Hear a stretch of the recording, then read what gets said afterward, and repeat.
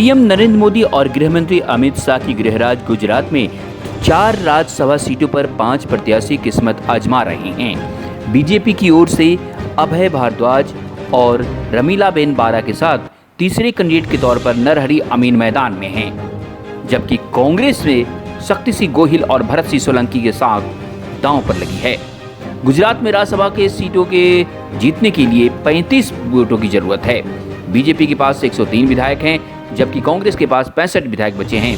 इसके अलावा 2 BTP, 1 NCP और 1 निर्दलीय विधायक हैं। ऐसे में कांग्रेस अगर बीटीपी और एनसीपी एक निर्दलीय विधायक का समर्थन हासिल करे तो कामयाबी रहती है, तभी उसे प्रत्याशी जीतने के लिए एक विधायक की वोट की जरूरत पड़ेगी। वहीं कांग्रेस ने शक्ति सिंह गोहिल को प्रथम कैंडिडेट बनाकर उनकी राह को आसान कर दिया है, लेकिन भरत सिंह सोलंकी को अपनी सीट जीतने के लिए काफी मशक्कत करनी पड़ेगी।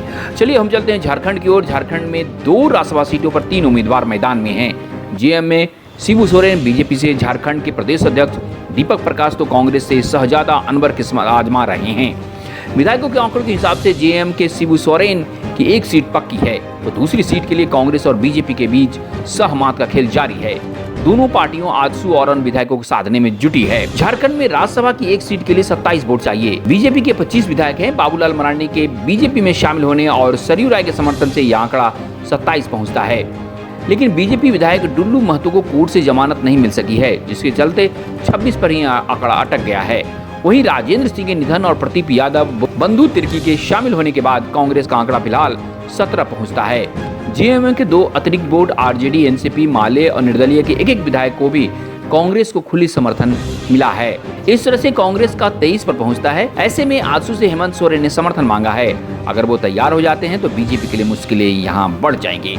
चलिए हम चले राजस्थान की ओर। राजस्थान में 3 राज्यसभा सीटों पर 4 प्रत्याशी चुनाव मैदान में होने के चलते काफी रोचक मुकाबला बन गया है।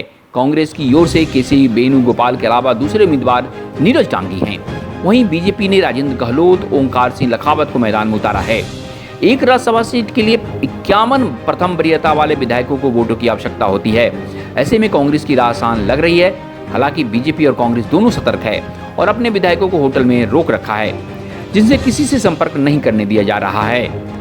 राज्यसभा की विधानसभा मौजूदा समय में कांग्रेस के 107 विधायक हैं। इसमें पिछले बीएसपी से टूटकर कांग्रेस में शामिल हुए 6 विधायक शामिल हैं। कांग्रेस को 12 निर्दलीयों का समर्थन हासिल है।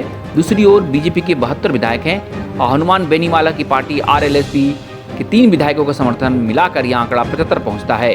इस तरह से दोनों पार्टियां क्रॉस वोटिंग की उम्मीद पाल रखी हैं।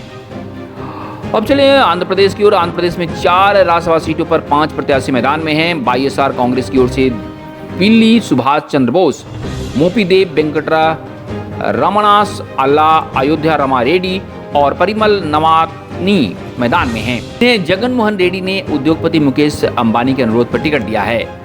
नतवानी को 2 टर्म झारखंड के राज्यसभा सदस्य रह चुके हैं। परिमल नतवानी रिलायंस इंडस्ट्री लिमिटेड के शीर्ष कोर टीम में शामिल हैं। पूर्वोत्तर के मणिपुर, मेघालय और मिजोरम की एक राज्यसभा सीट पर चुनाव हो रहे हैं। मेघालय की कांग्रेस की कैनेडी कॉमेलियस के खिलाफ मेघालय डेमोक्रेटिक गठबंधन से उतरे बनसुख सीम के बीच कड़ा मुकाबला माना जा रहा है। चलिए चलते हैं मणिपुर की ओर। मणिपुर की एक राज्यसभा सीट के लिए 3 प्रत्याशी किस्मत आजमा रहे हैं। इनमें बीजेपी के तितलूर किंग महाराजा सजाओ ली सिम्बा, कांग्रेस के पूर्व मंत्री मंगी बाबू और नागा पीपुल्स फ्रंट के होनरुकोई कासुंग के बीच मुकाबला है। हालांकि मणिपुर में बीजेपी के 3 विधायक ने इस्तीफा दे दिया है और सहयोगी दल एनसीपी, टीएमसी और निर्दलीय सहित 9 विधायक अलग हो गए हैं, जिससे पार्टी का समीकरण गड़बड़ा गया है। मिजोरम की एक राज्यसभा सीट पर सत्ताधारी मिजो नेशनल फ्रंट युवा शाखा के पूर्व अध्यक्ष बनलाल बेना मैदान में है, जबकि मुख्य विपक्षी दल जेडीपीएम ने अपने महासचिव पी लालछोन जोबा पर भरोसा जताया है। कांग्रेस ने अपने प्रवक्ता मीडिया विभाग के अध्यक्ष लिलियान छुंगा पर दांव लगाया है। Bureau report, Delhi.